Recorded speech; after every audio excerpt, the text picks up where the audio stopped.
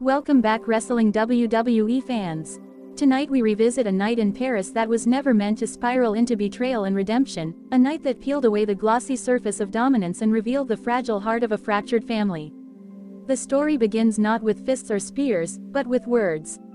Roman Reigns stood face to face with Paul Heyman, the man who has whispered in his ear for years, the man who helped craft his empire. The air was thick with suspicion, the kind that builds only when trust has been eroded piece by piece. Roman's stare was not just the glare of a champion questioning his advisor, it was the look of a man demanding to know why his family feels more broken with each passing day. The bloodline, once untouchable, now drifts like a ship without anchor, and Heyman's silence has become unbearable. Please like, share and subscribe for more WWE content. For years, Roman has carried the weight of leadership. He forced his cousins to fall in line, he demanded loyalty, and he punished hesitation. Power gave him dominance, but it also planted seeds of silent resentment. Those seeds have now grown into cracks in the dynasty. The emotional history of the bloodline is a story of sacrifice. Jey Uso bending but never breaking. Jimmy torn between obedience and rebellion. Solo Sikoa forced into a role he may never have wanted. And through it all, Paul Heyman feeding the machine, nurturing Roman's hunger while watching his family crumble. This is why the confrontation in Paris felt different. It wasn't a champion chastising his manager, it was a man begging for answers about why the family he built now feels like it's slipping away. The crowd fell silent, sensing something deeper than storyline. It was grief, the grief of a man who realized too late that his dominance may have cost him the love of his own blood. And then the silence shattered. Halfway through the night, before Roman could force words from Heyman, the storm arrived. Bron Breakker and Bronson Reed emerged like wolves circling wounded prey, and suddenly the head of the table was surrounded. What happened next was not just shocking, it was symbolic. Roman Reigns, the man who had built a fortress of family around himself, now stood utterly alone as two powerful challengers prepared to dismantle him. The attack was brutal. Reed's raw power combined with Breakker's ferocity turned the ring into a battlefield. Roman tried to fight back, but each blow looked heavier, each moment more desperate. The aura of invincibility cracked in front of thousands. And Paul Heyman, he stood frozen, his inaction was louder than any betrayal. Fans screamed for him to do something, anything, but he stood there, the wise man watching his tribal chief torn apart. It felt less like an ambush and more like an execution.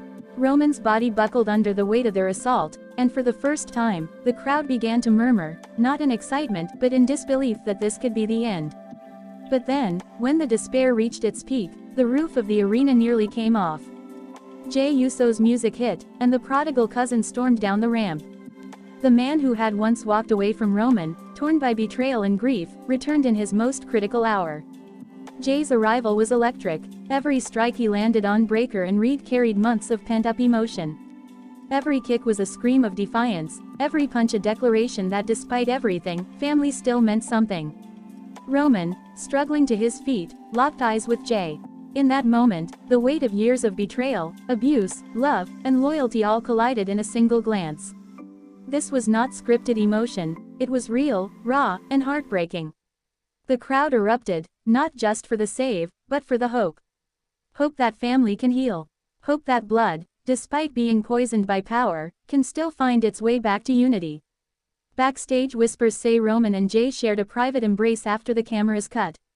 No theatrics, no script, just two cousins clinging to each other after months of torment.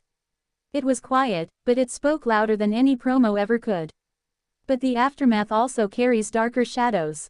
Paul Heyman reportedly left the arena immediately after, refusing to speak with Roman or Jey. His absence has sparked scandalous rumors that perhaps Heyman allowed the ambush to happen, or even orchestrated it. For Roman, the attack was more than physical pain. It was confirmation that the empire he built has cracks too deep to ignore. For Jey, it was a step toward redemption, but also a return to the chaos he once escaped. The grief of this family's collapse lingers. Every show, every match, feels like another chapter in a saga that is less about championships and more about survival. Betrayal is no longer storyline, it is lived experience. And the fans feel it. They see the exhaustion in Roman's face, the sorrow in Jey's eyes, the silent rage in Solo, the guilt in Heyman. It's not just wrestling, it's a family tragedy unfolding on a global stage. Clash in Paris will be remembered for the shocking ambush, but also for the return of Jey Uso in a moment that reminded us why wrestling can touch our hearts as much as our adrenaline. Because at the end of the day, this is not just about titles. It is about legacy. It is about love poisoned by power. It is about brothers who became enemies and enemies who still bleed the same blood. And so we close with this reflection. Betrayal cuts deepest when it comes from family. Broken trust leaves scars that no victory can heal. But blood, for better or worse, ties us together in ways even betrayal cannot fully destroy.